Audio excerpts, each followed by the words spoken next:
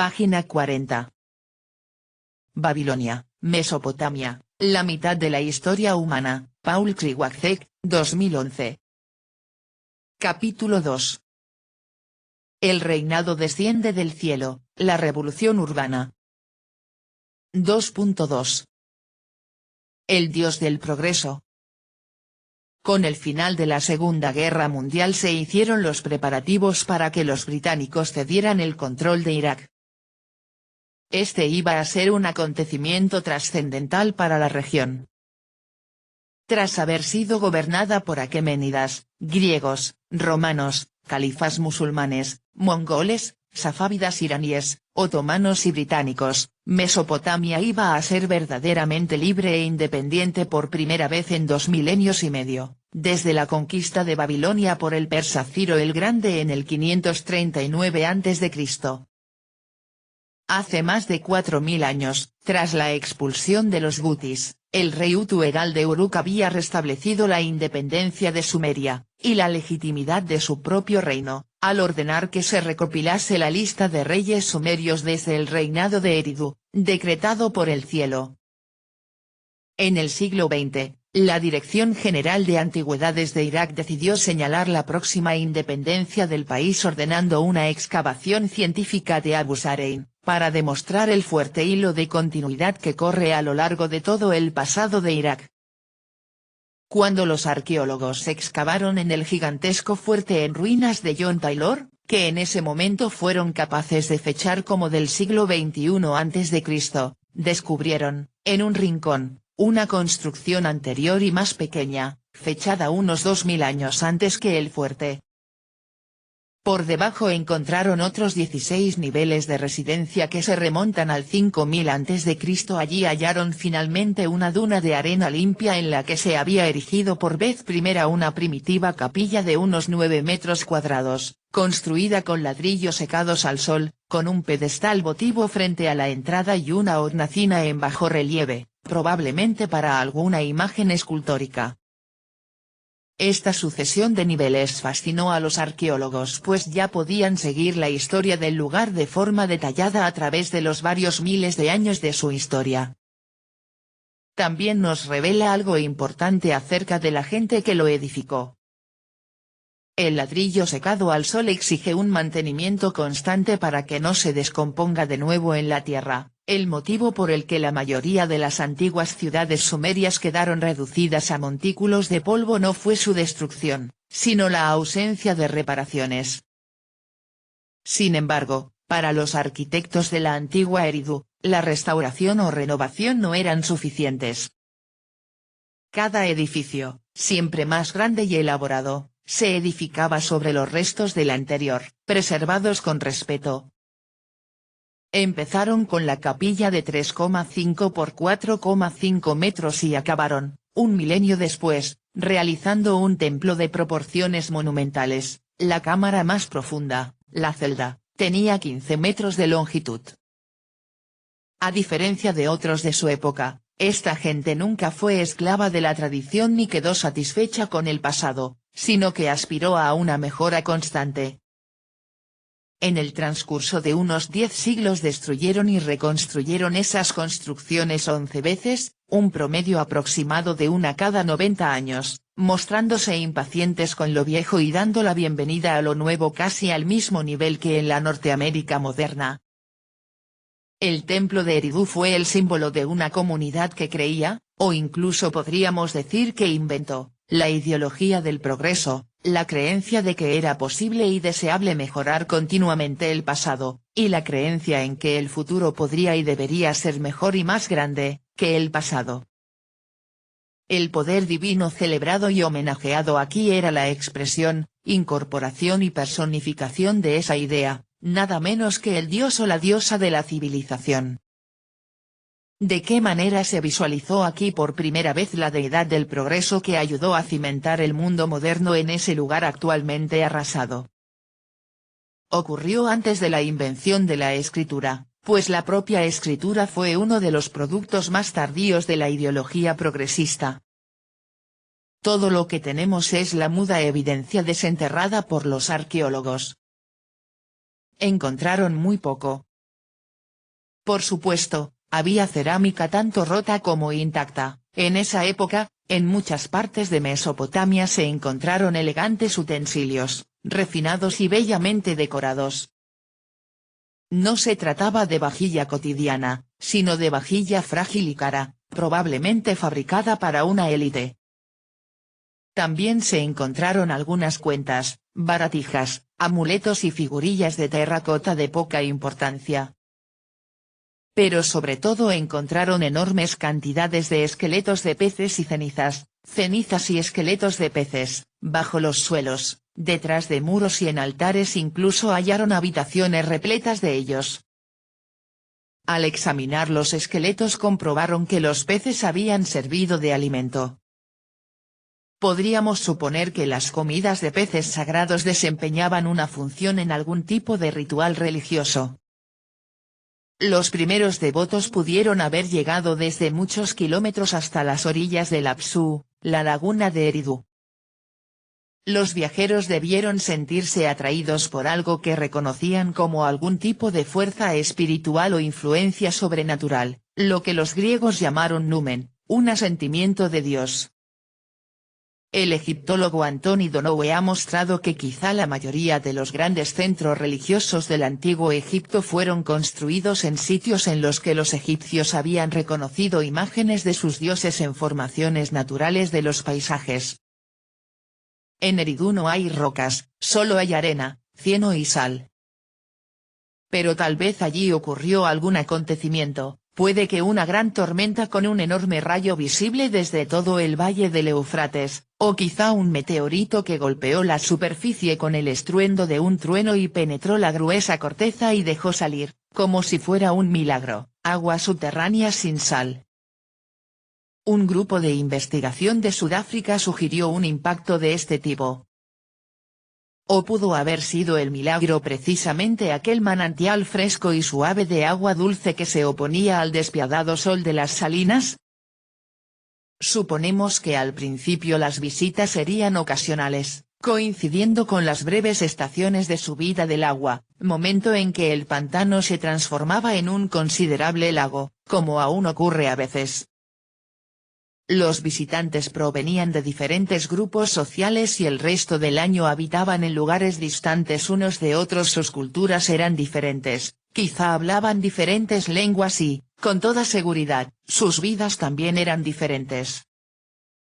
Hoy en día, cualquiera que esté familiarizado con un país en el que las formas antiguas aún perviven, como en Mali, en África Occidental, sabe que el sonido lejano de tambores de un baile de máscaras en un pueblo puede atraer rápidamente a cientos de personas de los alrededores hasta las orillas del Níger. Los agricultores hablan bambara, los pescadores, bozo, los pastores, fula, y los comerciantes, songhai. Es fácil suponer que los que llegaban al sagrado Apsu se reunían para darse un festín ritual con la abundante cosecha del pantano. Entre las capas más antiguas del lugar debían encontrarse multitud de mejillones de agua dulce. Para nuestros antepasados, la comida nunca perdía su significado ritual, como tampoco la pierde para las mentalidades religiosas de hoy en día. En Eridu, con las asociaciones numinosas, la comida sagrada podía suponer un acontecimiento serio, aunque no necesariamente solemne. Y a partir de este evento periódico, tal vez anual, tal vez mensual, junto al pantano sagrado al borde del mar, habría surgido lentamente una nueva identidad de grupo, los que vienen al Apsu.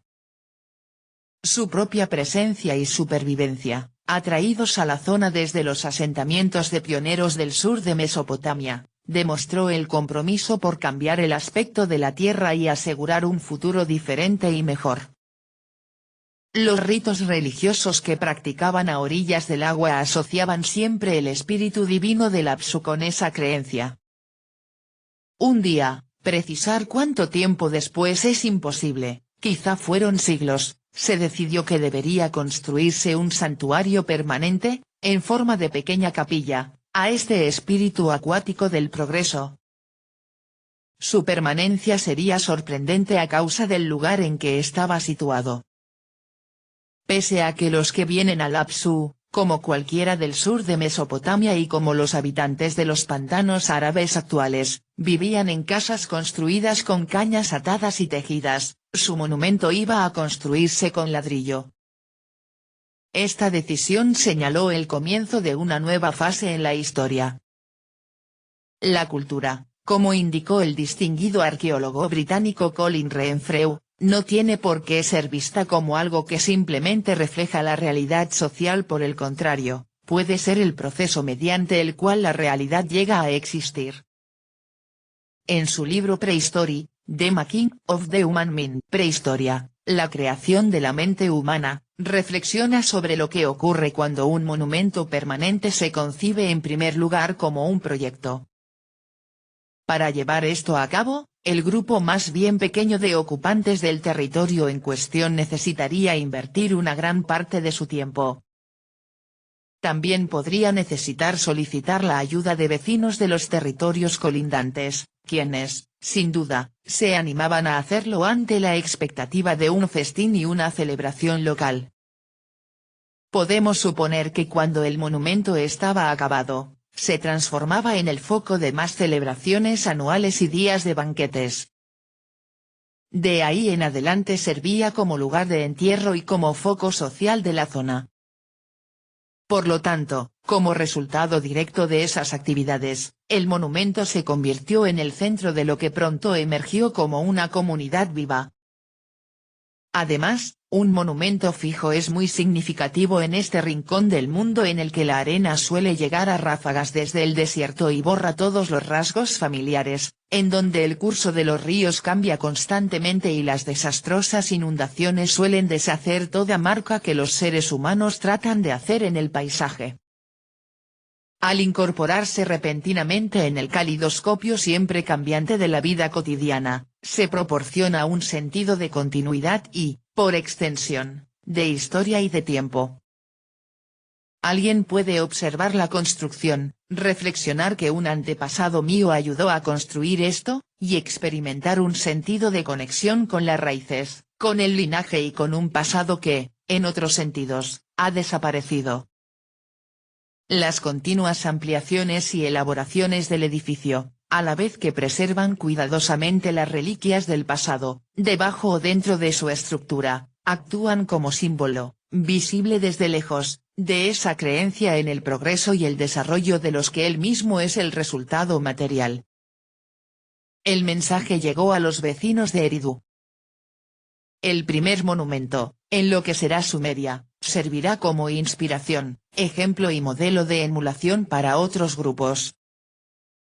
A lo largo de los años se formarán nuevas comunidades de creyentes en los alrededores y se levantarán otros templos para otros dioses, como semillas propagadas a través de toda la zona por la que transcurren los valles del Tigris y el Éufrates hasta el Mar del Sur.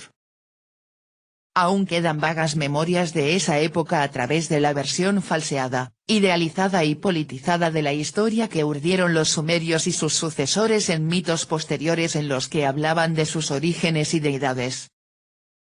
Desde entonces, durante todo el tiempo que duró Mesopotamia, iban a recordar que cada ciudad había sido inspirada y fundada por una divinidad concreta como si fuera su hogar terrenal. Los nombres de las ciudades se escribían con un signo que denotaba Dios, un signo para el nombre de Dios y un signo para el lugar. Nippur se escribió como Dios en Lil lugar, y Uruk como Dios, y Nanna lugar. Los signos cuneiformes sumerios, o logogramas, se representan convencionalmente en mayúscula en el alfabeto romano. Desde entonces, la divinidad celebrada en Eridu sería recordada como la inspiradora e incitadora del arte de la civilización. Sorprendentemente, aún se la recuerda así. Los nombres topográficos, los topónimos con que nombramos los ríos, colinas y valles del paisaje, son unas de las reliquias más arcaicas y conservadoras de la humanidad. Los ríos Humberio-Usse de Inglaterra se llaman así, en una lengua desconocida, desde el Neolítico en Francia. La zona llamada París rememora a los Parisii, la tribu céltica de la Edad de Hierro. Lo que es verdad para la tierra lo es más para el cielo puesto que cambia menos en el tiempo. Los nombres con los que conocemos las constelaciones y los signos del zodíaco se remontan más allá de la época griega. Algunos, como Leo, el león y Tauro, el toro, los heredamos de los babilonios.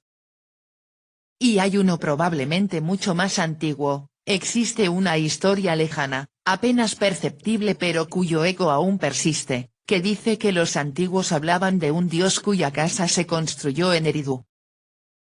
Si nos situamos en el hemisferio norte con un mapa de estrellas, entre las 9 y las 10 de una despejada noche de septiembre, y miramos hacia el sur en el horizonte, veremos un grupo de pálidas estrellas ordenadas en torno a un triángulo. Forman la constelación de Capricornio. No es fácil percibirlo, pero echando un poco de imaginación, podría verse una especie de cabra marina, mitad cabra y mitad cola de pez. Es posible que fuera una de las primeras constelaciones observadas, probablemente porque en la antigüedad, el solsticio de invierno, el día más corto del año, coincidía con el momento en que Sol estaba en Capricornio.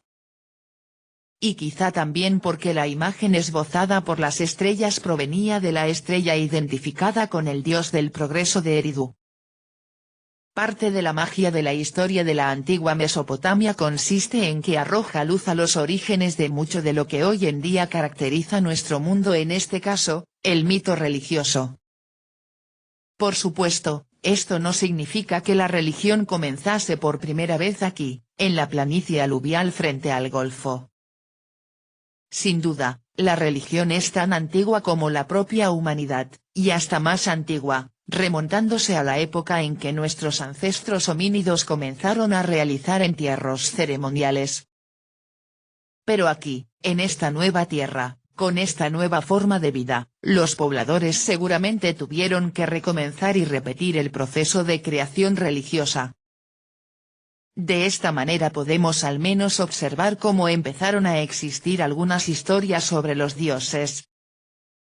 Podemos ver cómo muchas de las divinidades de Mesopotamia nacieron por primera vez a partir de la imaginación humana como personificaciones o hipóstasis de las fuerzas de la naturaleza.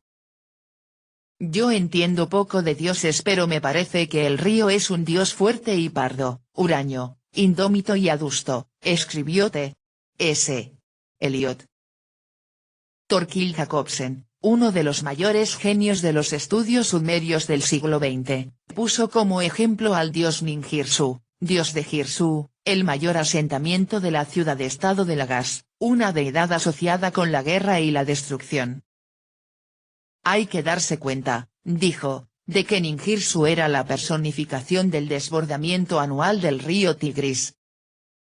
Cada año, cuando la nieve del invierno empezaba a derretirse en las altas montañas de Irán, se vertía por las colinas en numerosos riachuelos haciendo crecer el Tigris.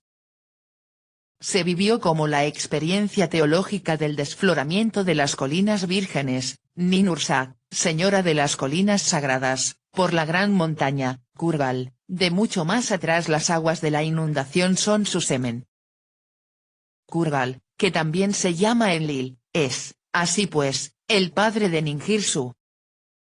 La madre de Ninjirsu es Ninursa, la señora de las colinas, y se considera que el color caoba de las aguas desbordadas que procede de la arcilla traída por el agua en su paso por las colinas, está provocado por la sangre del desvirgamiento. La inundación de la que todos hablan, el propio dios Ninjirsu, es sin duda impresionante. He visto el Tigris, en Bagdad, cubriendo el amplio valle por donde fluye y elevándose hasta una altura superior a la de una casa de 4 plantas, una visión difícil de olvidar. Consideremos el pájaro conocido como Zu, Anzu o Indugud. El sol resplandece despiadadamente en la planicie sumeria durante la mayor parte del año. Pero en ocasiones surge una repentina tempestad. Primero aparece una nube muy oscura en el horizonte sur y se extiende a una velocidad impresionante hasta que todo el cielo se oscurece y sacude a la tierra con truenos, relámpagos y lluvia torrencial. Luego, tan rápidamente como surgió, desaparece en dirección contraria. No es difícil comprender por qué los sumerios imaginaron este nubarrón como una gran ave estruendosa y aterradora, con cabeza de león y alas de águila. Estas imágenes son algo más que meras personificaciones. Interpretar los fenómenos de la naturaleza tan detalladamente como las actividades de los dioses muestra una poderosa imaginación y una sensibilidad poética de primer rango, resaltando el hecho de que las religiones son las mayores obras de arte creadas por el colectivo humano. Con el tiempo, el ímpetu se desvanece, al igual que todas las metáforas. La forma vivida en la que se visualizaba a los dioses degeneró hasta quedarse en mero emblema. El dios celebrado en Eridu, el potencial constructivo, creativo e imaginativo inherente a las aguas fertilizadoras, la voluntad luminosa del interior de las profundidades, como escribió Thorkild Jacobsen, llegó a percibirse como un gigantesco ciervo cuyos cuernos aparecían por encima de las aguas como cañas. De esta manera, Capricornio, que era una cabra con cuernos por encima del nivel del agua y, por debajo, un pez, reflejando también, me gusta pensar, su génesis entre pescadores y pastores, ha pasado a la posteridad con esta imagen a través de la memoria. Otro dios recordado es Apsu, el lago sagrado del que emerge, representado en una pila de agua fresca en todos los templos posteriores de Mesopotamia. Probablemente, aún es recordado en el Wudu, el lavadero de la mezquita islámica y quizá también en la pila bautismal de las iglesias cristianas. Posteriormente, el dios de Eridu fue representado en los grabados de los sellos con una túnica de lana ondulante y la corona de cuernos de la divinidad junto a dos corrientes de agua llena de peces, que podrían representar a los ríos Tigris y Éufrates, fluyendo de sus hombros. Su nombre nos fue revelado cuando finalmente los escribas sumerios escribieron sus mitos, unos 2000 años después de la fundación del templo. Según los textos, Eridu fue el hogar del dios Enki, señor de la tierra, rey de Eridu, rey de Apsu. Incluso más tarde, en el Génesis 4:2.17-18, se lo nombra como hijo de Caín, a Enoc, Enki, le nació Irat, Eridu. Los mesopotámicos reconocieron a Enki como el dios que trajo la civilización a la humanidad. Otorgó a los gobernantes la inteligencia y el conocimiento, abrió las puertas del entendimiento, enseñó a los humanos a construir canales y a planificar templos, poniendo los cimientos de la fundación en los lugares exactos, trae consigo la abundancia en las resplandecientes aguas. No es el gobernador del universo sino el sabio consejero y hermano mayor de los dioses, es el señor de la asamblea, él es Nudimmud, el realizador, el creador de imágenes, el patrón de los artesanos. Y, prefigurando la historia de la Torre de Babel, él fue quien dividió las lenguas de los hombres, una interpretación que seguramente realizaron los primeros devotos a causa de la multiplicidad de lenguas habladas. Enki, señor de la abundancia, de fiables mandamientos, el señor de la sabiduría, quien comprende la tierra, el líder de los dioses, dotado de sabiduría, el señor de Eridu, cambió el habla en sus bocas, trajo la confusión en el habla del hombre que una vez fue solo una. Y aún más importante, Enki era el guardián de los Me, probablemente pronunciado de forma parecida a Me, una intraducible expresión sumeria que el gran asiriólogo Samuel Noah Kramer explicó como el conjunto fundamental, inalterable y abarcador de los poderes y deberes, normas y fundamentos, reglas y reglamentos, relacionados con la vida civilizada. Podríamos definirlos de forma concisa como los principios básicos de la civilización.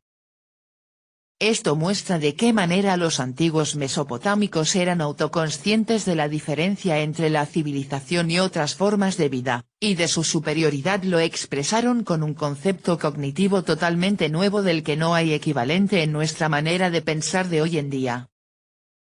Recopilados mucho después por los mitógrafos de Babilonia, los Me incluyen diferentes aspectos de cómo gobernar, el sumo sacerdocio, la divinidad, la corona noble y duradera, el trono del reinado, el glorioso cetro, el báculo, la vara de medición y el trono superior.